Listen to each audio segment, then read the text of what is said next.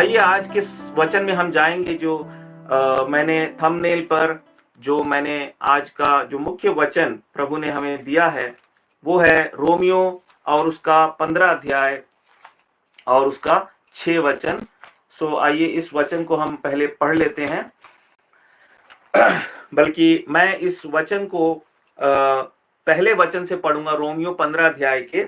सो आप लोग भी अपनी बाइबल से देखिए, रोमियो 15 अध्याय और उसका पहला वचन। अतः हम बलवानों को चाहिए कि निर्बलों की निर्बलताओं को सहें, ना कि अपने आप को प्रसन्न करें। हम में से हर एक अपने पड़ोसी को उसकी भलाई के लिए प्रसन्न करे कि उसकी उन्नति हो, क्योंकि मसीह ने अपने आप को प्रसन्न नहीं किया, पर जैसा लिखा है, तेरे तेरे निंदकों की निंदा मुझ पर आ पड़ी।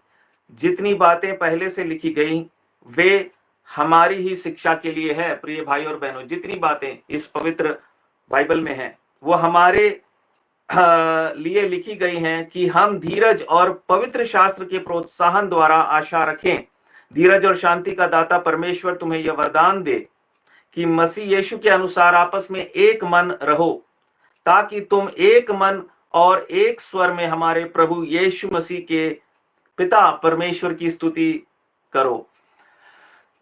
मैं चाहूंगा इस आखिरी वचन को हम सब मिलकर पढ़ें। मेरी वाइफ भी है यहाँ पर, बिमला, और वो और मैं और आप लोग सब लोग अपने अपने स्थानों से इस वचन को जोर से हम पढ़ें, ताकि तुम एक मन और एक स्वर में हमारे प्रभु यीशु मसीह के पिता परमेश्वर की स्तुति करो। आइए हम एक छोटी सी विनती करेंगे प्रभु से, वो हमारी अगुवाई करे, इस वचन को हमारे लिए आशीष का कारण बनाए। प्यारे पिता, एक बार फिर से आपसे विनती है, आप मेरी अगुवाई करना, हम सब बहन भाइयों पर दया करना, सुनने वाले कान देना, आज्ञा मानने वाले हृदय देना, मुझ पर भी तरस खाना प्रभु जी। मेरे अंदर के सारे विचारों को दूर कर दीजिए प्रभु, और अपने विचार मेरे अंदर डाल दीजिए। पवित्र आत्मा जी से मुझे भर दीजिए, और प्रभु जी मुझ मिट्टी के बर्तन का आप इस्तेमाल करें। यीशु मसीह के नाम से मांगते हैं, आमीन। प्रभु का धन्यवाद हो इस सुंदर वचन के लिए। मैं इन दिनों में वास्तव में मैं रोमियो की पुस्तक पढ़ रहा था, इसलिए पिछले कई सप्ताहों से मैं रोमियो के पत्री से ही प्रभु ने मुझे वचन दिए। और मेरा ऐसा विचार है, जब मैं ये मनन कर रहा था, तो शायद बहुत से प्रचारकों को जब वो रोमियो की पुस्तक पढ़ते होंगे और अगर वो सेवकाई में है तो वो रह नहीं पाते होंगे। रोमियो की पुस्तक से प्रभु ने जरूर कुछ संदेश देता है, तो ये पुस्तक है ही ऐसी। क्योंकि पौलुस ने इस पुस्तक में लगभग जो पूरा का पूरा प्रभु यीशु मसीह का जो संदेश है उसको खोलकर एक तरीके से हमारे लिए परोस दिया, उसका एक एक पहलू बताया है उसने। आज जो वचन प्रभु ने हमारे सामने रखा है वो एकता की बात करता है, जैसा कि आपने देखा, ताकि तुम एक मन और एक स्वर में हमारे प्रभु यीशु मसीह के पिता परमेश्वर की स्तुति करो। कितना ही सुंदर वचन है ये। कैसे बाइबल में, परमेश्वर के वचन में सुंदर सुंदर हीरे मोती की तरह वचन छिपे हुए होते हैं। हमने कितनी बार पढ़े होते हैं, लेकिन जब हम फिर से उनसे रूबरू होते हैं तो हमारा ऐसा लगता है जैसे कि कोई नई चीज मिल गई है। और यही परमेश्वर के वचन की खासियत है, यही हमारे परमेश्वर की खासियत है। जो सृष्टि का मालिक है वो सब कुछ नया बनाता है, उसमें कोई चीज, जैसे इंग्लिश में कहते हैं ना, स्टेल, बासी नहीं होता। ये वचन हमारे लिए रोज नया होता है। प्रभु का नाम लेना रोज नया होता है, मीठा होता है। प्रभु की आराधना करना बोरिंग नहीं होता, रोज उसमें एक नया अनुभव मिलता है, एक नया आनंद मिलता है। यही इंडिकेशन है, यही चिन्ह है, निशानी है कि हम स्वर्ग के लिए तैयार हो रहे हैं, एक ऐसे जीवन के लिए जिसकी कल्पना हमने नहीं की। पहले कुरिन्थियों के 2 अध्याय में लिखा है कि जो परमेश्वर से प्रेम करते हैं, परमेश्वर ने उनके लिए ऐसी बातें तैयार की हैं जो किसी आंख ने नहीं देखी, किसी कान ने नहीं सुनी। एक दिन हमारे सामने वो लाई जाएगी। सो यहां पर हम थोड़ा सा देखते हैं कि किस तरह से वो एक भूमिका, एक पृष्ठभूमि बनाता है और कहता है, मेरे भाइयों और बहनों, हमें चाहिए कि जो लोग हमसे कमजोर हैं, हम उनके प्रति हम दयालु हों और हम उनको एक प्रकार से उनकी निर्बलताओं का हम फायदा ना उठाएं, मजाक ना बनाएं, उनको तुच्छ ना नजर से ना देखें, यदि वो इच्छुक हैं, यदि उनके अंदर एक सीधापन है, वो बलवा नहीं कर रहे, क्योंकि ऐसे भी निर्बल लोग होते हैं जो निर्बल तो हैं लेकिन साथ साथ क्या करते हैं, बलवा भी करते हैं, वो लोग कठोर हो जाते हैं। पर वहां पर भी हमें क्या है, निर्बल जो लोग हैं उनके प्रति हमें एक एक एक एक हमें इस बात का ध्यान रखना है कि हम उनके प्रति कठोर ना हो। और क्यों? क्योंकि यही प्रभु यीशु मसीह का मूल रूप से स्वभाव है। हम तो निर्बल थे, हम तो निर्बलों के भी निर्बल थे, उस समय प्रभु ने हमसे प्यार किया, तो हमें भी हमारे आसपास जो निर्बल विश्वासी हैं, शंकाओं में जीवन बिता रहे हैं, इवन गलत डॉक्ट्रिन्स में हैं, हम उनके प्रति, यहां पर पौलुस कहता है हम थोड़ा सहनशील बन जाएं, सहें। इसका मतलब ये नहीं कह रहा कि उनकी गलतियों पर हम पर्दा डालते रहें और उनको हम बिल्कुल भी सावधान ना करें या चिताए ना या समझाए ना, ये नहीं कह रहा है। वो क्या कह रहा है कि उनके विषय में हम थोड़ा सहनशील बने और अपने आप को प्रसन्न करने की कोशिश ना करें। क्या होता है कि किसी को डांट देना, किसी को लताड़ देना, ये वास्तव में हमें प्रसन्न करता है। ये मनुष्य का, जब आदम जब पाप में गिर गया तो उसके अंदर ये सारे बुरे गुण आ गए, उसे मजा आता है। हम मनुष्यों को मजा आता है लेक्चरबाजी करने में, भाषण देने में। वो हमेशा गलत नहीं है, उलाहना देनी चाहिए, डांटना चाहिए, लेकिन एक मसीह के स्वभाव में होकर। प्रभु यीशु मसीह ने पतरस को डांट लगाई, पर इसका मतलब ये नहीं कि वो सालों साल तक उसका मुंह नहीं देखा उसने। इसका मतलब ये नहीं कि उसने कहा दफा हो जा तू, या ये तो नहीं कोई कहता, चलो, लेकिन लगभग बिना कहे आजकल क्या है, इशारों इशारों में ऐसा भी होता है ना। बॉडी लैंग्वेज, हमारी शारीरिक भाषा से हम बता देते हैं, हमारे व्यवहार से हम बता देते हैं कि अब मुझे आपकी जरूरत नहीं, आप मुझे अच्छे नहीं लगते, आप तो निकम्मे हैं एक तरीके से, इसीलिए मैं अब कभी बाई चांस कहीं मिल गए तो ठीक है, वरना मैं आपसे बात ही नहीं करूंगा। तो हमें हमारे को प्रसन्न करना नहीं है, हमें क्या करना है, हमें सहना है और हमें अपने पड़ोसी की भलाई के लिए, है ना, उन्हें प्रसन्न करना है, उनकी उन्नति हो। उनको प्रसन्न करने का मतलब ये नहीं है कि उनकी हर एक बुराई में भी उनका साथ दें, बट जब हम किसी की उन्नति के लिए हम सोचते रहते हैं, तो भले ही वर्तमान में हमारी किसी बात से उसे बुरा लगा होगा, लेकिन आखिरकार वो हमारे जीवन से प्रसन्न होगा, हम उसकी प्रसन्नता का कारण बनेंगे, हम उसके लिए विनाश का कारण नहीं बनेंगे। और फिर वो कहता है यही काम तो मसीह यीशु। और एक और बात वो कह रहा है कि प्रभु यीशु मसीह ने अपने पिता की प्रसन्नता के लिए निंदा को, एक आराधक के जीवन में, एक वासी के लिए एक और शब्द भी है बाइबल में, प्रभु यीशु मसीह ने कहा आराधकों को ढूंढता है। मेरे ख्याल से एक ही जगह है वो शब्द आराधक, यूहन्ना 4 और उसके 24 में। हम लोग आराधक हैं, शायद 23 वचन में आराधक। और एक आराधक का जीवन कैसा होता है, वो अपने जीवन के हर एक बात में वो दूसरों की भलाई के लिए खुद नुकसान सहता है, सहने के लिए तैयार रहता है। अगर ऐसी परिस्थिति आन पड़े तो वो थोड़ा सा, या जितना अनुग्रह उसको प्रभु देगा, वो खुशी खुशी उस दुख को सहने के लिए तैयार होगा। या अगर खुशी खुशी नहीं भी होगा तो अंततः प्रभु के प्रेम के द्वारा वो उभारा जाएगा और वो तैयार हो जाएगा। आप और मैं तैयार हो जाएंगे कि नहीं नहीं, आए मुझे ये चीज सहन कर लेनी चाहिए। जैसे मेरे प्रभु ने अपने पिता की महिमा के लिए उसके निंदकों की निंदा को सहा, हम लोग भी परमेश्वर को प्रसन्न करने के लिए, ये वचन हमें बताता है कि हमें दुख उठाना जरूरी है। और पर फिर परमेश्वर के वचन के बारे में पौलुस लिखता है कि मेरे बहनों और भाइयों, कि ये जो परमेश्वर का वचन हमारे हाथ में है, ये कितना ही अद्भुत वचन है। ये सब हमारे लिए रचा गया है, हमारे प्रोत्साहन के लिए और हमें धीरजवंत बनाने के लिए, हमें धीरज प्रोवाइड करता है। ये जो वचन है, ये हम क्यों पढ़ते हैं रोज, क्यों इस वचन को इस समय हम पढ़ रहे हैं? हमें तो प्रभु की आराधना करनी है। मैंने जैसा कहा, आराधना कोई क्रिया, एक क्रिया नहीं है। आराधना का मतलब एक पोयम नहीं है जो मैंने बता दी, मैंने कुछ लाइन बोल दी। आराधना तो मेरा जीवन है, निरंतर मैं तो आराधक हूं।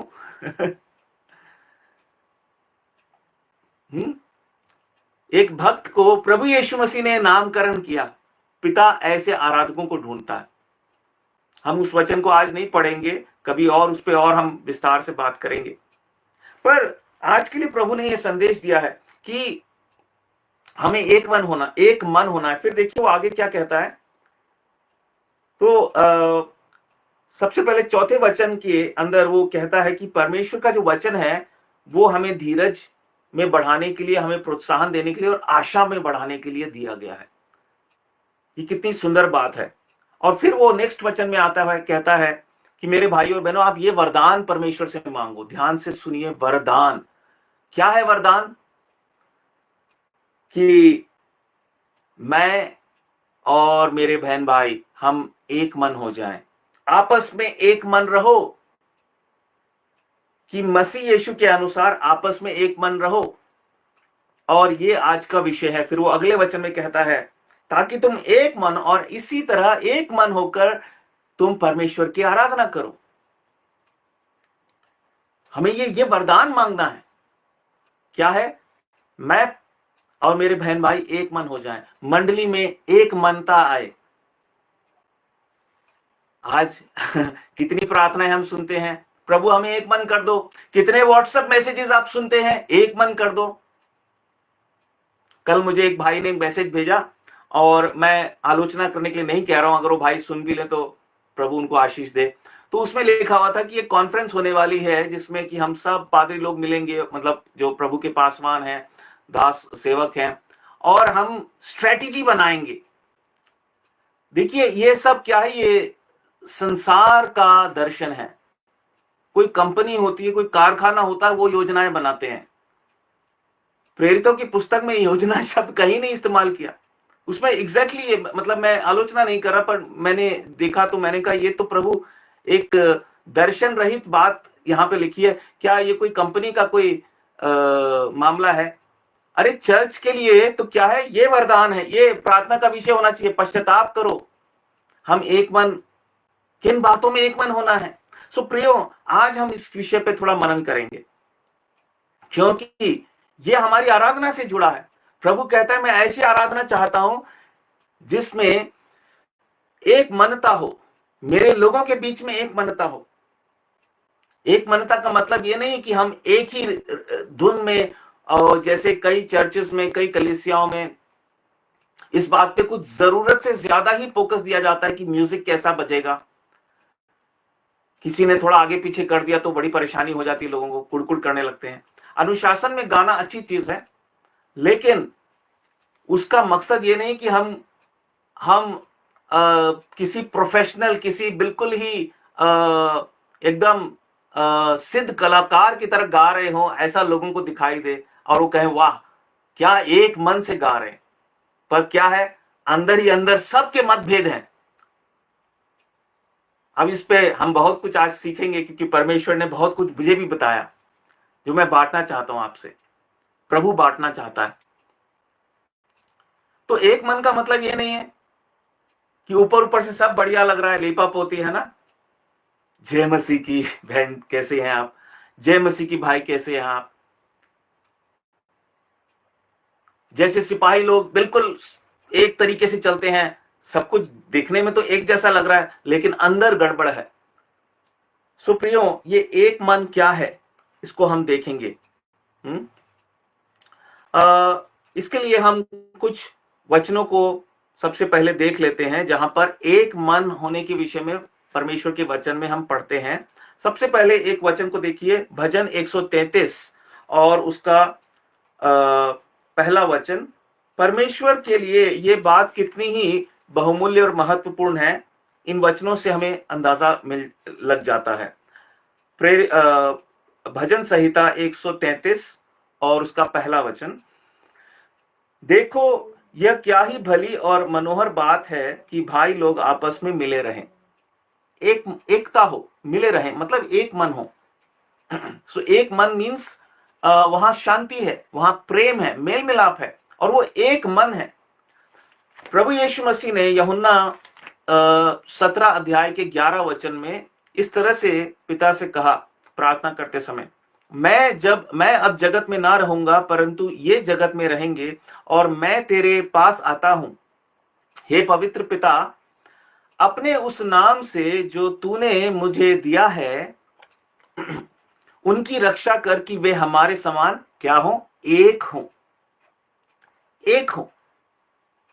फिर हम और कुछ वचनों को देखते हैं रोमियो की ही पुस्तक में और उसके 12 अध्याय और 16 वचन में भी पौलुस इस बात को लिखता है, आपस में एक सा मन रखो। दूसरे कोरिन्थियों के 13 अध्याय और 11 वचन में वो कहता है, अतः हे भाइयों आनंदित रहो, सिद्ध बनते जाओ, ढाढ़स रखो, एक ही मन रखो, एक ही मन रखो। और पहला पत्रस, आप सब लोगों ने ये वचन जरूर पढ़े होंगे, लेकिन हमारे लाभ के लिए और परमेश्वर की महिमा के लिए इन वचनों को हमें पढ़ना चाहिए। पहला पत्रस 3 अध्याय और उसका 8 वचन, अतः सब के सब एक मन और कृपामय और भाईचारे की प्रीति रखने वाले और करुणामय और नम्र बनो।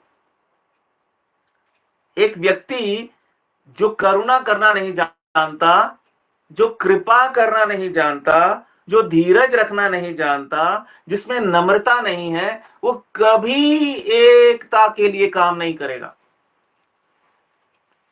उसके द्वारा एकता, ना तो ध्यान से सुनिए, ना तो वो एक मन परमेश्वर के साथ है, ना ही वो किसी और के साथ एक मन हो सकता है। जो परमेश्वर के साथ एक मन नहीं है वो किसी के साथ एक मन नहीं हो सकता। वो अपने परिवार वालों के साथ एक मन नहीं हो सकता, वो अपने कलीसिया वालों के साथ एक मन नहीं हो सकता। दिखाने के लिए कुछ भी दिखा सकते हैं ना। मैं तो हर मीटिंग में आता हूं, मुझसे ज्यादा एकता कौन दिखाएगा कलीसिया में। हर मीटिंग में आता हूं, हर सेवा में भाग लेता हूं, पर प्रिय भाई और बहन, परमेश्वर आपसे हो सकता है ये कहे कि मैं तेरे मन को देखता हूं, तेरे मन में एक मन होने वाले कोई लक्षण नहीं है। ना तू मेरे साथ एक मन है, ना तू अपने बहन भाइयों के साथ एक मन है। तेरे मन में बहुत सारी ऐसी बातें हैं, तू नम्र नहीं है, तू धीरजवंत नहीं है, तेरे में कृपा नहीं है, तू दर्शन से भटक गया है, तेरे पास ज्ञान बहुत है लेकिन दर्शन नहीं है, समझ नहीं है। वास्तव में तू विभाजन का कारण है, वास्तव में तू एकता को तोड़ने में काफी आगे है, उन लोगों से भी आगे जो मंडली में आते नहीं हैं, जो सेवा में शायद कमजोर हैं, जो कई बातों में निर्बल हैं, पर तू उनसे भी ज्यादा दोषी है। सो ये एक मन बहुत महत्वपूर्ण बात है, क्योंकि पौलुस कहता है तुम एक मन और एक स्वर से यीशु मसीह के पिता परमेश्वर की स्तुति करो, अदरवाइज आपकी स्तुति बेकार है। आप कितने भी बलिदान दे दीजिए वो बेकार है। क्या हम एक मन हैं? तो ये देखेंगे हम एक मन के विषय में किस बात को लेकर एक मन का मतलब क्या है। देखिए फिलिपियों की पत्री और उसका 4 अध्याय और उसके पहले 2 वचनों को हम देखते हैं। फिलिपियों और उसका 4 अध्याय और उसके पहले दूसरे वचन को, इसलिए है मेरे प्रिय भाइयों जिनमें मेरा जी लगा रहता है, जो मेरे आनंद और मुकुट हो, हे प्रिय भाइयों प्रभु में इसी प्रकार स्थिर रहो। मैं योआदिया को भी समझाता हूं और सुन्तुखे को भी कि वे प्रभु में एक मन रहें। किसमें एक मन रहें? प्रभु में एक मन रहें। यहां पौलुस 2 बहनों का जिक्र करता है, योआदिया वास्तव में ये लिखा नहीं कि लेकिन एक हमें सुराग मिलता है कि अगले वचन में तीसरे वचन में लिखा है, हे सच्चे सहकर्मी। ये सहकर्मी भी कौन है इसके बारे में भी नहीं बताया, लेकिन उस मंडली में, फिलिपियों की मंडली में कोई व्यक्ति है, संभवतः वो कोई भाई है, और वो पौलुस कह रहा है, हे मेरे प्रिय सहकर्मी, मैं तुझसे भी विनती करता हूं कि तू उन स्त्रियों की सहायता कर। कौन है ये स्त्रियां? यहूदिया और सुन्तुखे। ये प्रभु की दो दासी थी उस मंडली में, जिनके बीच में बहुत मतभेद हो गए थे। ऐसा जान पड़ता है इन वचनों को पढ़ने से। और पौलुस अपने एक वहां पर जो प्रिय उसका सहकर्मी है उसको कह रहा है कि मुझे तुझसे आशा है, मैं जानता हूं तू मेल मिलाप की आत्मा से भरा हुआ है, जाके इन बहनों के बीच में मेल मिलाप की सेवा कर। उन्हें क्या कहता है कि मैं विनती करता हूं कि उन स्त्रियों की सहायता कर, क्योंकि उन्होंने मेरे साथ सुसमाचार फैलाने में क्लेमेंस और मेरे अन्य सहकर्मियों समेत परिश्रम किया, जिनके नाम जीवन की पुस्तक में लिखे हुए हैं। ऐसा नहीं था कि वो दोनों बहनें बहुत ही एक उनकी गवाही बहुत गंदी थी, वो अच्छी विश्वासी नहीं थी। वो तो सेवा में अच्छा काम उन्होंने किया था, परिश्रम किया था, लेकिन किसी कारणवश मतभेद हो गए। और जैसे ही मतभेद आता है, मतभेद होना कोई ऐसी चीज नहीं है जो गलत है, लेकिन अगर उस मतभेद को हम एक हद से आगे बढ़ मतलब या उस मतभेद को हम इस तरह से प्रभाव अपने ऊपर डालने दें कि हम कृपा करना छोड़ दें, हम प्रेम करना छोड़ दें, हम कठोर हो जाएं, हम निंदा करनी शुरू कर दें। मुझे बहुत दुख होता है, कुछ ऐसी घटनाएं हैं, लेकिन मैं उनका वर्णन नहीं करना चाहता, लेकिन हम सब जानते हैं कैसे कैसे उदाहरण होते हैं। कई भाई लोग कैसे उदाहरण रखते हैं, बड़े बड़े अगुए। मैं ये बात इसलिए कहता हूं क्योंकि ये सच है। तो कितना उससे नुकसान होता है कलीसिया का। आपको अगर अधिकार मिल गया तो वो इसलिए थोड़ा ना दिया कि आप हथौड़ी लेके तोड़ते रहो कलीसिया को और दोष किसी और पे मढ़ते रहो। याद रखिए, कुर्सी छीन ली जाएगी। जी हाँ, ये आज बात समझना बहुत जरूरी है। जैसे राजनेताओं के विषय में बोला जाता है कि एक दिन तो कुर्सी जाएगी, परमेश्वर भी आपको अधिकार दिया है, एक दिन तो अधिकार चला जाएगा, आप ही चले जाओगे। फिर कहां रह जाएगा आपका ये दबदबा और ये हठीलापन? सब कुछ बेकार चला जाएगा। लेकिन वो सेवा नहीं है। पौलुस ने कभी वैसी सेवा नहीं करी पद पाने के लिए, पद से चिपके रहने के लिए, पद का फायदा उठाने के लिए। पर पौलुस ने एक, इसलिए वो कहता है मैंने एक निपुण राजमिस्त्री की तरह मैंने क्या किया है, रद्दा। मैंने प्रभु के घर को असूलों पर, प्रभु के जो सिद्धांत हैं उन पर बनाया है। और वो क्या कहता है कि तुम उनके बीच में वो प्रभु में एक मन हो। मतभेद हो सकते हैं, पर इसका मतलब ये नहीं कि मन भेद हो जाए, है ना, हम एक दूसरे से घृणा करने लग जाएं, हम एक दूसरे की सहायता करना भी उचित ना समझें, हम प्रभु में एक दूसरे की हानि तक हम उसकी इच्छा करने लग जाएं। प्रभु अच्छा है, इसका एक बार सबक सिखाओ। वो फिर प्रभु की आराधना नहीं है और वो व्यक्ति प्रभु का आराधक नहीं है। सो हम देखते हैं कि प्रभु में एक मन होना है, प्रभु में एक मन होना है। देखिए एक वचन को पढ़ते हैं, पहला कुरिन्थियों और उसका 6 अध्याय और 17 वचन। ये एक मन होने का मतलब क्या है कि सबसे पहले हमें प्रभु के साथ एक मन होना है, हर एक विश्वासी को। पहला कुरिन्थियों 6 अध्याय 17 वचन में लिखा है, और जो प्रभु की संगति में रहता है, कहां रहता है? प्रभु की संगति में।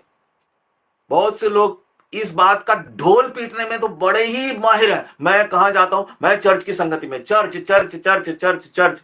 कई विश्वासियों को, जैसे हम बोलते हैं ना, स्कूल में एक होते हैं किताबी कीड़े, तो कुछ लोग ऐसे, इनको चर्च शब्द और ये जो शब्दावली इन्होंने रट रखी है, उसका दुरुपयोग करते हैं। उनको नहीं मालूम है कि वो उसका दुरुपयोग करते हैं। आप ये कहिए मैं प्रभु के साथ संगति में रहता हूं, इस बात के लिए ये एक आशीष का कारण है। और वो भी ढींग मारते हुए नहीं, I love to be in fellowship with God, है ना। इसका मतलब ये नहीं है, कुछ ऐसे भी विश्वासी है जो कहते हैं कि मैं प्रभु के साथ संगति में रहता हूं पर मैं अपने बहन भाइयों के साथ संगति नहीं करता। वो सरासर झूठ है। जो प्रभु के साथ संगति करता है अपने बहन भाइयों के साथ मेल मिलाप का जीवन बिताता है। मतभेद हो सकते हैं पर वो किसी भी बहन भाई के साथ कभी भी वो खड़ा होकर प्रभु की आराधना कर सकता है, उनके साथ मिलकर सेवा कर सकता है, जब तक कि कोई उसको कोई गलत काम करने के लिए विवश ना करे। क्योंकि वहां पे तो हमें अपने आप को बचाना है। क्योंकि पौलुस तीमुथियुस को लिखता है कि दूसरों के पाप में भागीदार मत हो। लेकिन अगर कोई बात प्रभु के दृष्टि में एक है तो हमें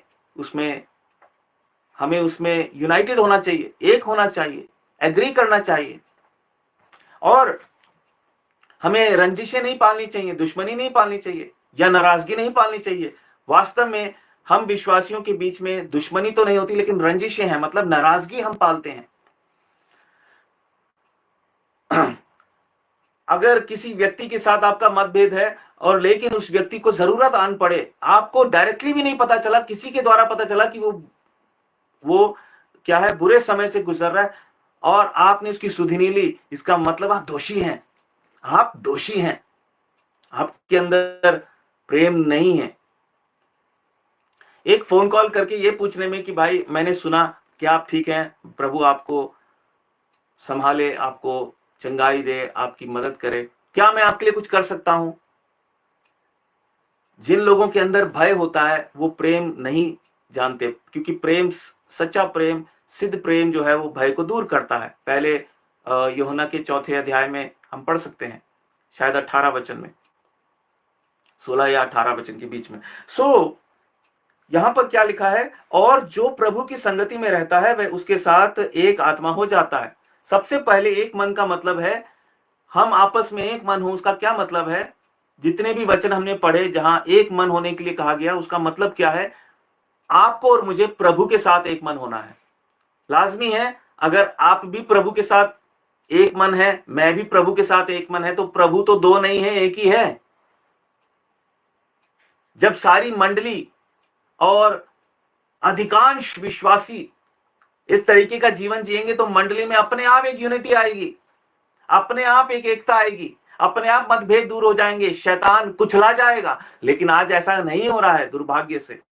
ये बात कहना भी जरूरी है, क्योंकि हवा में ढोल पीटने से कोई फायदा नहीं है। परमेश्वर हमें जो वचन देता है तो वो इसलिए नहीं देता कि हम ज्ञान में बढ़ते जाएं, हमारे जीवन में प्रभाव पड़ना चाहिए। परमेश्वर का वचन एक भविष्यवाणी का वचन है। आज प्रभु मुझे दिखा रहा है और इस बात को कह रहा है कि मेरे लोगों में ये दर्शन मेरे लोगों के जीवन में से लुप्त हो जा रहा है, क्योंकि ये दिखाई पड़ता है। पर इसका मतलब क्या है, इसमें हम क्या कर सकते हैं, हमें इस बात को लेकर सचेत होना है कि मुझे कैसे मैं जब प्रभु की आराधना करता हूं तो मुझे इस बात का निश्चय करना है कि मेरे जीवन में इस प्रकार का चाल ना हो। मुझे एक मन होना है प्रभु के साथ। जब हम प्रभु के साथ एक मन होते हैं तो स्वाभाविक है जो लोग एक मन है प्रभु के साथ, उनके साथ भी हम एक मन होंगे। दूसरी बात, जो लोग प्रभु के साथ एक मन नहीं भी हैं, उनके साथ भी हम मेल मिलाप का जीवन कैसे जीना है प्रभु हमें सिखाता है। हम मन मुटाव नहीं करेंगे। एक मन होने के लिए ये जरूरी नहीं है कि हम सबके विचार मिलते हों, अलग हो सकते हैं, लेकिन फिर भी हम एक मन रह सकते हैं, क्योंकि हमारी एकता का राज जो नींव है वो कौन है, वो प्रभु यीशु मसीह है। हमारी एकता की जो नींव है वो स्वयं प्रभु यीशु मसीह है। इसको हम देखेंगे, लेकिन उससे पहले हम दो उदाहरणों को देखते हैं कि एक मन होना क्या नहीं है। हमने अभी देखा एक मन होना क्या है। एक मन होना मतलब प्रभु के साथ एक होना, प्रभु में एक मन होना, प्रभु में एक मन होना। एक मन होने का मतलब ये नहीं है कि आपको जो लगता है वही मुझे भी लगता है। मंडली में कई लोग एक बात के लिए सहमत हो सकते हैं, इसका मतलब ये नहीं कि वो एक मन हो गए। इस प्रकार की एकता, इस प्रकार का एक मन होना प्रभु जो है नहीं देखना चाहता। वो चाहता है कि हम लोग प्रभु में एक मन हो, प्रभु में एक मन हो। फिलिपियों 4 और 2 वचन हमारे लिए जरूरी है जब हम सारे वचनों को पढ़ते हैं, यहां तक कि रोमियो 15 और उसके 6 को, कि एक मन और एक स्वर से प्रभु की। इसका मतलब क्या है? हम सब प्रभु के साथ एक मन हो। हाँ, हमारी आत्मा उसकी आत्मा से एक हो। पहला कुरिन्थियों 6 का 17 में जो लिखा है वह उसके साथ एक आत्मा हो जाता है। ये हमारी, आपकी और मेरी आत्मा की एकता नहीं है। किसकी आत्मा की एकता है? परमेश्वर की आत्मा से हम जुड़े हों और इस तरीके से हम एक हो जाएं, अन्यथा हम कभी हो ही नहीं सकते एक। आज नहीं तो कल कोई ऐसी बात आएगी जिस पर हम अलग अलग होंगे। तो एक मन होने का मतलब क्या है? परमेश्वर को कैसी आराधना अच्छी लगती है? एक ऐसे विश्वासी की आराधना, एक ऐसे विश्वासी का जीवन भाता है, एक ऐसे विश्वासी का जीवन उसके लिए आराधना का जीवन है जिसमें ये गुण है। वो प्रभु के साथ एक है, वो अपने बहन भाइयों के साथ भी एक रहना जानता है। और ऐसी मंडली प्रभु को भाती है जहां इस तरीके के बहुत सारे विश्वासी हैं, जहां इस तरीके का दर्शन है, एक वातावरण है जहां अगुओं के अंदर ये दर्शन है और वो ऐसी शिक्षा देते हैं। वहां वो जो प्रभु का झुंड है प्रभु को बहुत महिमा देता है और उससे प्रभु बहुत प्रसन्न होता है। हम देखते हैं परमेश्वर के वचन के बिल्कुल आरंभ में ही, उत्पत्ति 11 अध्याय में, जब परमेश्वर ने क्या देखा कि वहां पर मनुष्यों ने, देखिए हम उस भाग को देख लेते हैं संक्षिप्त में। 11 अध्याय उत्पत्ति। सारी पृथ्वी पर एक ही भाषा और एक ही बोली थी। उस समय लोग पूर्व की ओर चलते चलते शिनार देश में एक मैदान पाकर उसमें बस गए। तब वे आपस में कहने लगे, आओ हम ईंटें बना बना के भली भांति आग में पकाएं। और उन्होंने पत्थर के स्थान पर ईंट से और चूने के स्थान पर मिट्टी के गारे से काम लिया। फिर उन्होंने कहा, आओ हम एक नगर और एक गुम्मट बना लें जिसकी चोटी आकाश से बातें करें। इस प्रकार से हम अपना नाम करें, ऐसा ना हो कि हमको सारी पृथ्वी पर फैलना पड़े, मतलब दर दर भटकना पड़े, तितर बितर ना हो हम। वो एक प्रकार की एकता में वो बढ़ रहे थे, पर ये जो एकता थी ये हानिकारक एकता थी। परमेश्वर ने उनकी भाषा में गड़बड़ी कर दी, तितर बितर कर दिया। क्यों? क्योंकि ऐसी एकता नहीं चाहता प्रभु यीशु मसीह, परमेश्वर। प्रभु यीशु मसीह ने एक और जगह क्या कहा? मत्ती और उसके 10 अध्याय के 34 वचन में हम पढ़ते हैं, ऐसा कहा प्रभु ने, यह ना समझो कि मैं पृथ्वी पर मिलाप कराने आया हूं। मैं मिलाप कराने नहीं पर तलवार चलवाने आया हूं। मैं तो आया हूं कि मनुष्य को उसके पिता से और बेटी को उसकी मां से और बहू को उसकी सास से अलग कर दूं। मनुष्य के बैरी उसके घर ही के लोग होंगे। कुछ लोग सोचते हैं कि ये कलीसियाओं पर लागू नहीं होता है, ये तो उन लोगों के लिए है जो अन्य जातियों से आते हैं। अरे भैया देखो, घर वालों को छोड़ के आ जाओ। वो अलग चीज है कि हमें परमेश्वर ने अलग किया है, लेकिन मंडली के जीवन में भी अगर हम गलत एकता कायम करें तो परमेश्वर क्या करेगा? यीशु मसीह तलवार चलाएगा उस मंडली पे। ऐसे सेवकों को खड़ा करेगा जो भविष्यवाणी करेंगे, जो झूठ का पर्दाफाश करेंगे। उनको सताया जाएगा, उनको दरकिनार किया जाएगा, लेकिन परमेश्वर वहां तलवार चलाएगा। फिर उनको उठा के बाहर फेंक देते हैं। फिर क्या होगा? परमेश्वर उनके वचनों को पूरा करेगा। जो भविष्यवाणियां उन्होंने करी, जैसे पूर्व काल में परमेश्वर अपने नबियों के द्वारा भविष्यवाणी करता था, और वो जब कहेंगे कि ये मंडली जो है आने वाले समय में बिखरेगी, यहां फूट पड़ेगी, क्योंकि परमेश्वर की मंडली कभी भी झूठ पर पनप नहीं सकती है। बहुत से ऐसे कायर, मुझे शर्म आती है ऐसा बोलते हुए, दुख भी होता है, पर कहना पड़ता है क्योंकि वो सत्य नहीं बोलना चाहते। ऐसे सेवक हैं, वो सत्य नहीं बोलना चाहते। उनको ये मंजूर है कि झूठ, परमेश्वर की मंडली में झूठ पल रहा है, पलने दो, मेरा क्या है, मेरा तो, मेरे को मेरी मिनिस्ट्री मिली हुई है, सेवा मिली है, मेरा मेरा घर चल रहा है, चलने दो, मेरा नाम है। पर वो सेवा नहीं है, वो मेवा है, सेवा नहीं है।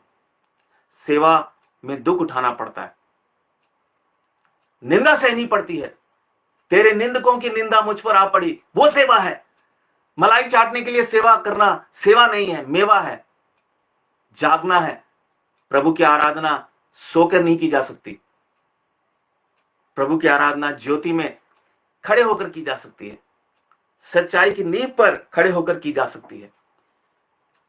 देखिए, प्रभु ने कहा मैं तलवार चलाने आया हूं। तुम ये मत सोचो, मैं झूठी एकता से प्रसन्न नहीं होता। आपस में एक मन है, हाँ बहुत एकता है। पहली चीज, वो कभी हो ही नहीं सकती। यीशु मसीह के बिना एकता संभव नहीं है। क्यों? बीच की दीवार किसने हटाई? प्रभु यीशु मसीह ने।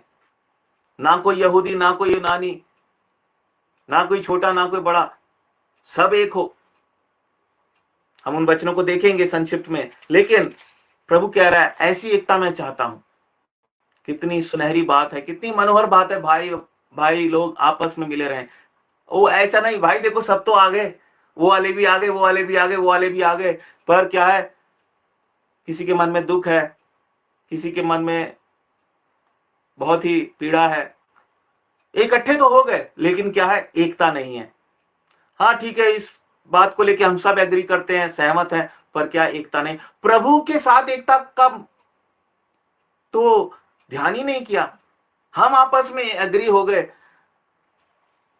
हाँ, जिस तरीके से उत्पत्ति के 11 अध्याय में वो लोग सब एग्री हो गए, उन्होंने समझौता कर लिया, हाँ बिल्कुल ये सही बात है, आओ हम एक गुम्मत बनाएं।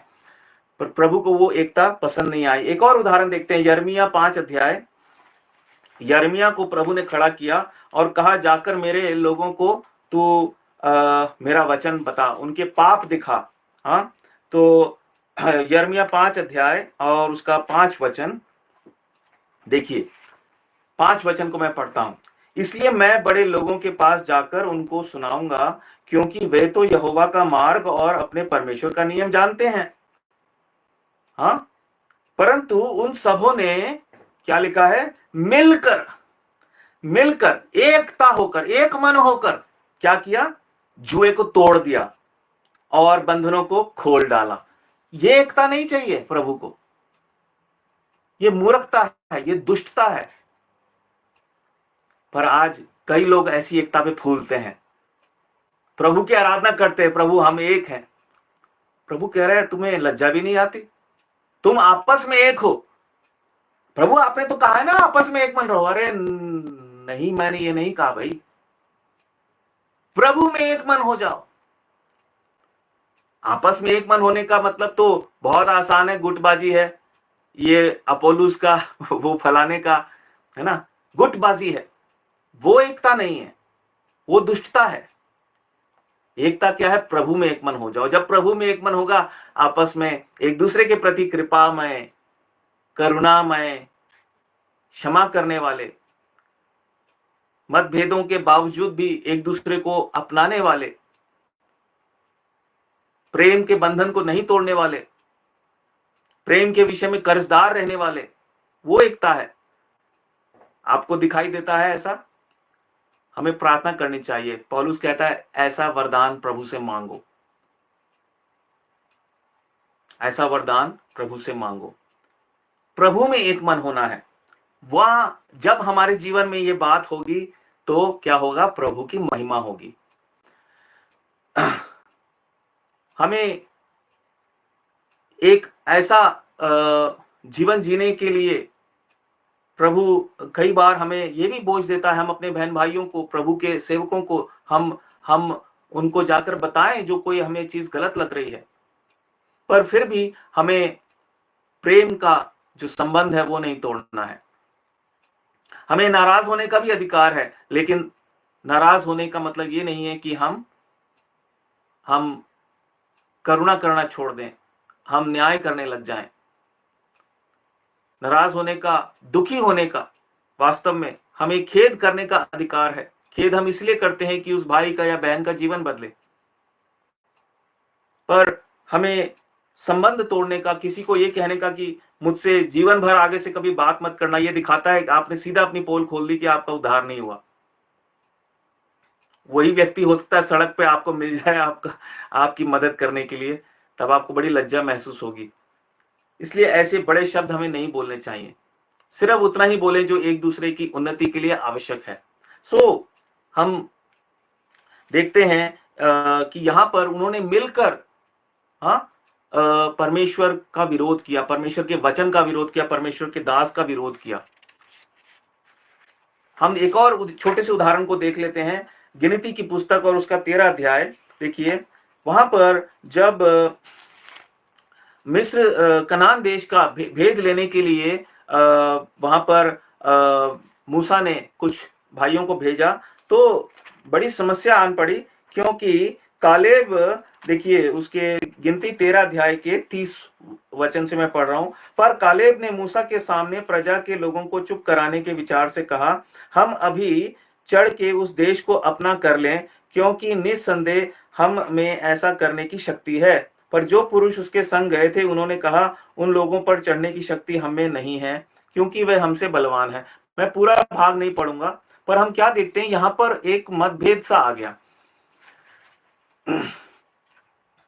और यहोशू और कालेब को छोड़ बाकी सब लोग जो है वो एक हो गए। एक तरफ वो लोग एक हो गए, एक तरफ यहोशू और कालेब एक हो गए। परमेश्वर ने किसके ऊपर छाप लगाई?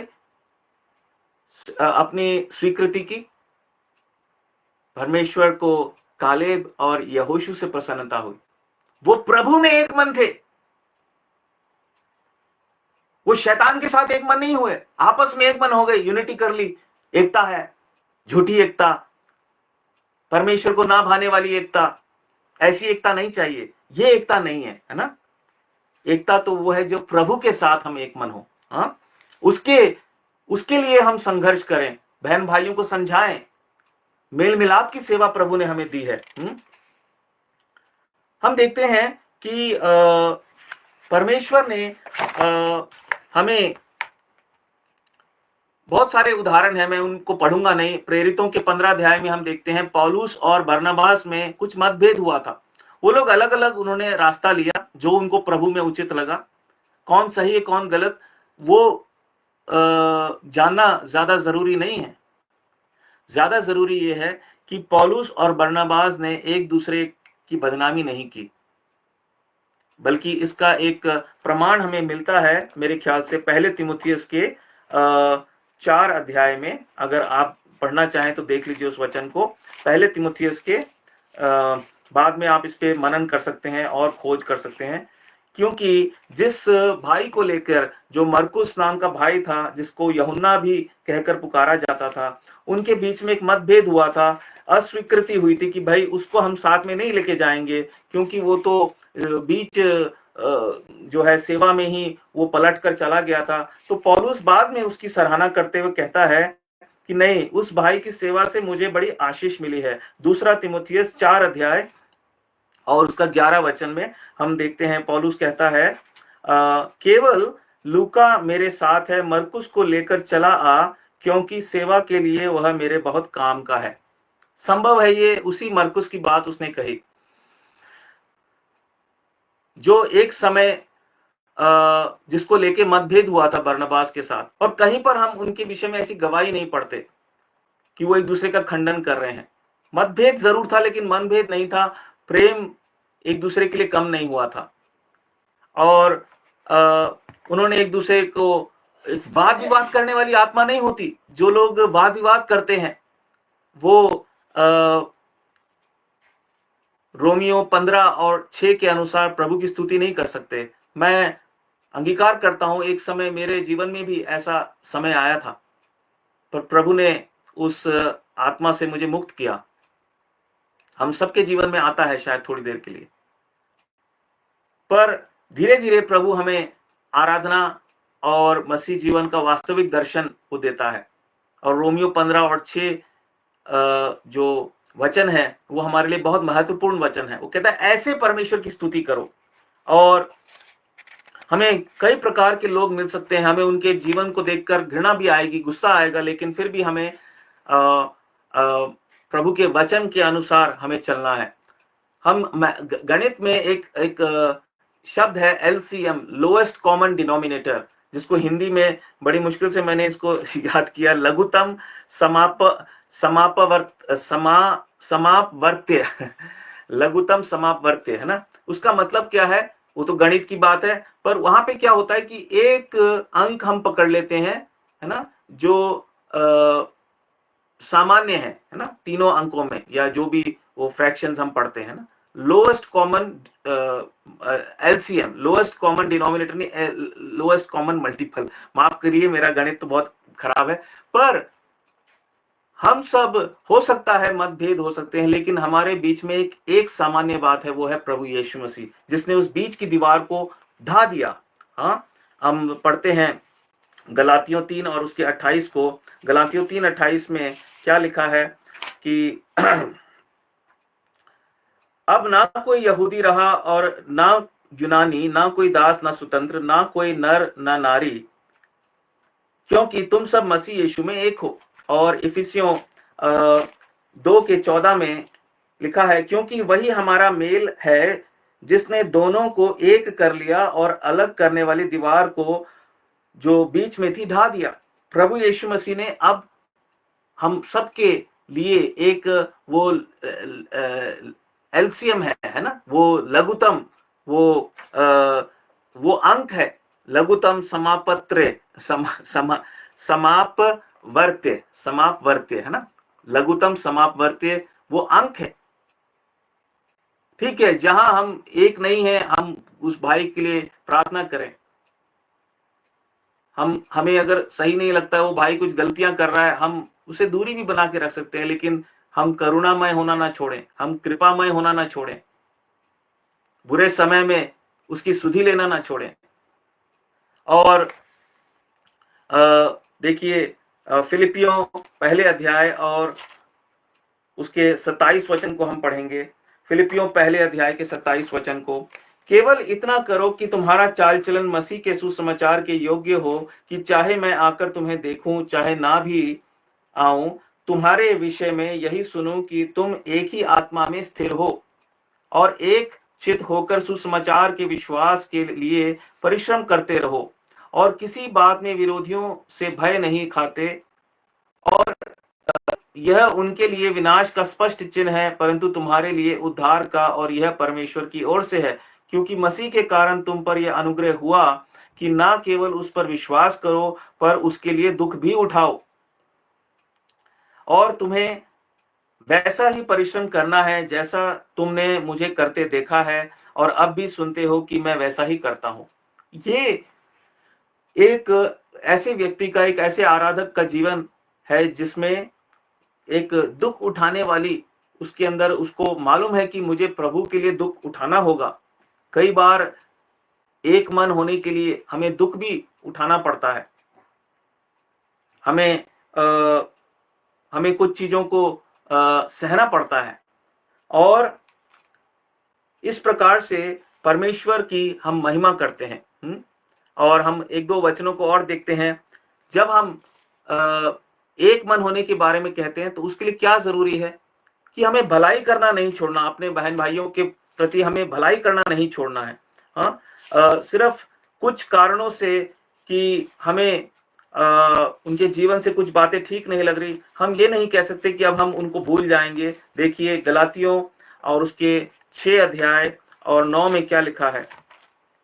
गलातियों 6 और 9 में लिखा है, हम भले काम करने में साहस ना छोड़ें, क्योंकि यदि हम ढीले ना हों तो ठीक समय पर कटनी काटेंगे। हो सकता है एक दिन वो भाई या बहन प्रभु में फिर से वो एक मन हो जाए प्रभु के साथ, आपके साथ, मेरे साथ। नहीं भी होगा तो हमने प्रभु की धार्मिकता का निर्वाह किया है, किस प्रकार से भलाई करना ना छोड़कर हमने प्रभु की जो है धार्मिकता को पूरा किया है। इब्रानियों 13 और उसके 16 में हम पढ़ते हैं। मैं इतने सारे वचन इसलिए बता रहा हूं जिससे कि हम परमेश्वर के वचन के आधार पर इन बातों को समझ लें। इब्रानियों 13 और 16 में लिखा है, भलाई करना और उदारता दिखाना ना भूलो, क्योंकि परमेश्वर ऐसे बलिदानों से प्रसन्न होता है। परमेश्वर को ऐसे ही बलिदान पसंद है। कई बार हम सोचते हैं कि मंडली में तो लोग ऐसे नहीं हैं, मैं क्या करूं, उससे हमें बहुत मायूसी हो जाती है, हम निराश हो जाते हैं। लेकिन हमारे प्रोत्साहन के लिए एक महत्वपूर्ण बात जो प्रभु ने मुझे बताई वो मैं बोलकर समाप्त करूंगा। रोमियो 9 अध्याय और उसका 27 और 28 वचन हम देखते हैं। रोमियो, देखिए प्रभु के वचन में एक बहुत सुंदर सी बात है, वो हम उस पर गहराई में चर्चा तो नहीं करेंगे, लेकिन सिर्फ एक बार एक इस वचन को मैं पढ़कर उसका मैं वर्णन करना चाहता हूं। रोमियो 9 अध्याय और 27-28 को मैं पढ़ूंगा। और यशाया इज़राइल के विषय में पुकार कर कहता है, चाहे इज़राइल की संतानों की गिनती समुद्र के बालू के बराबर हो। यहाँ इज़राइल शब्द को हम कलीसिया से हम 2 मिनट के लिए रिप्लेस कर दें, इज़राइल की जगह हम कलीसिया को लें और उस तरीके से इस वचन को देखें। चाहे और इज़राइल और यशाया इज़राइल के विषय में अर्थात कलीसिया के विषय में पुकार कर कहता है, चाहे कलीसिया की संतानों की गिनती समुद्र के बालू के बराबर हो या इज़राइल की, तो भी उनमें से थोड़े ही बचेंगे। ये एक निराशाजनक या एक न्याय की दृष्टि से मैं नहीं कह रहा हूं, लेकिन ये बात सच है। जब न्याय आएगा तो आज तो बहुत से लोग कलीसियाओं में दिखते हैं। ये चेतावनी का वचन भी है, और जो लोग प्रभु के साथ एक मन होकर चल रहे हैं, पर देखते हैं बहुत सारे बहन भाई एक मन नहीं होना चाहते। हमें निराश होने की जरूरत नहीं है, क्योंकि आगे क्या कहता है, क्योंकि प्रभु अपना वचन पृथ्वी पर पूरा करके धार्मिकता से शीघ्र उसे सिद्ध करेगा, जैसा यशाया ने पहले भी कहा था, यदि सेनाओं का प्रभु हमारे लिए कुछ वंश ना छोड़ता तो हम सदोम के समान हो जाते और अमोरा के सदृश ठहरते। प्रिय भाई और बहनों, प्रभु का न्याय एक बार फिर से अपने लोगों के ऊपर आएगा और हम उसी समय काल में जी रहे हैं। बहुत जल्द प्रभु अपने लोगों पर अपने न्याय का राजदंड वो लेकर आएगा, और उस अंतिम दिन के आने से पहले कलीसिया में बहुत बड़े पैमाने पे छटाई होगी, सफाई होगी। हमें ये प्रार्थना करनी है, वरदान मांगना है अपने बहन भाइयों के लिए, सबसे पहले अपने लिए कि प्रभु मैं आपके साथ एक मन हूं, मेरे बहन भाई आपके साथ एक मन हो। लेकिन क्योंकि हम उस यूनिटी को हम अपने प्रयासों से नहीं ला सकते, उस एकता को हम अपने प्रयासों से नहीं ला सकते, हमें उसको समझना है। और दूसरी चीज, उसमें हमारा क्या योगदान है, हमें प्रभु ने मेल मिलाप की सेवा सौंपी है। और तीसरी चीज, हमें निराश नहीं होना, क्योंकि हमें बस इतना निश्चय करना कि हम उस छोटे से वंश का जो प्रभु छोड़ देगा, वही छोटा सा वंश वास्तविक कलीसिया है जो स्वर्ग में प्रभु की आराधना करेगी, जो स्वर्ग में प्रभु की आराधना करेगी। वही छोटा सा झुंड है जो सनातन काल तक प्रभु की आराधना करेगा। बाकियों के लिए अब बहुत थोड़ा सा टाइम है, जो झूठी आराधना करने से प्रसन्न रहते हैं, जो मेल मिलाप की सेवा नहीं कर रहे, जिनके जीवन में मेल मिलाप नहीं है, एक मन प्रभु के साथ तो नहीं होना चाहते हैं, आपस में एक मन है, उनके लिए क्या है, मैं नहीं कह रहा हूं, परमेश्वर का वचन कहता है, उनके लिए क्या है, वो यशाया के वचन क्या कहते हैं, चाहे समुद्र के बालू के बराबर हो तो अभी उनमें से थोड़े ही बचेंगे, जो समय रहते चेत जाएंगे, जाग जाएंगे, उठ जाएंगे और प्रभु की आराधना उसके वचन के अनुसार करेंगे, प्रभु के लिए उसके वचन के अनुसार चलेंगे, उसकी सेवा उसके वचन के अनुसार करेंगे। वो क्या है, अनंत काल तक प्रभु की आराधना करेंगे, क्योंकि प्रभु को ऐसे आराधकों की जरूरत है। प्रभु इन वचनों के द्वारा हम सबको आशीष दे और अगले सप्ताह हम फिर से प्रभु के वचनों पर मनन कर सकें, उसकी आराधना कर सकें। आइए मैं एक छोटा सा धन्यवाद करता हूं और आप लोग भी अपने अपने स्थानों पर बैठ के प्रभु को धन्यवाद दें, उसकी आराधना करें। धन्यवाद प्यारे परमेश्वर, आपने समय दिया, अपने वचनों के द्वारा बातें की। प्रभु मैं बहुत आभारी हूँ कि मुझ जैसे मूर्ख और अज्ञानी को आपने बातें दिखाई और सहायता की, अपने बहन भाइयों के साथ बांट सका। प्रभु जी आज के इस संदेश को हम सबके लिए प्रभु जी आप लाभ का कारण, आशीष का कारण बनाए। मैं धन्यवाद करता हूँ प्रभु जी, आपने मेरा उद्धार किया प्रभु, मेरी आंखें खोल दी और प्रभु जी मुझे दिखाया कि कैसे मैं अनंत काल तक आपकी आराधना करने वाला प्रभु मैं बनूं, क्योंकि यही आप चाहते हैं प्यारे पिता। प्यारे परमेश्वर, आपने मेरा उद्धार प्रभु जी बहुमूल्य सोने चांदी से नहीं किया, बल्कि अपना बलिदान देकर किया है। प्रभु आपने दिखाया आप कैसा बलिदान चाहते हैं प्रभु। आप चाहते हैं कि मैं भलाई करता रहूं प्रभु, मैं उदार बना रहूं, आपके पुत्र प्रभु यीशु मसीह की तरह मैं बन जाऊं, एक मन होकर आपके लिए प्रभु, आपके साथ एक मन होकर मेरे प्रभु आत्मिक भाई बहन, विश्वासी भाई बहनों के साथ एक मन होकर प्यारे पिता मतभेदों से ऊपर उठकर प्रभु जी प्रेम के बंधन में प्रभु आत्मा की एकता का प्रयास करूं, इफिसियों 4 अध्याय और उसके 4 वचन के अनुसार, जिससे कि प्रभु इफिसियों 4 अध्याय और उसके 13 वचन को पूरा करने में मैं भी अपना योगदान दूं, जिससे कि हम सब मसीह की पहचान में एक हो जाएं। मैं धन्यवाद करता हूं प्रभु, आप अपने वचनों के द्वारा सुंदर बातें सिखाते हैं। आज की संगति के लिए, सेवा के लिए धन्यवाद देते। इस आराधना की भेंट को आपके चरणों में लाता हूं, दया करके सुने और ग्रहण करें। प्रभु यीशु मसीह के नाम से चढ़ाता हूं, आमीन आमीन। सबको जय मसीह की। God bless, bye bye.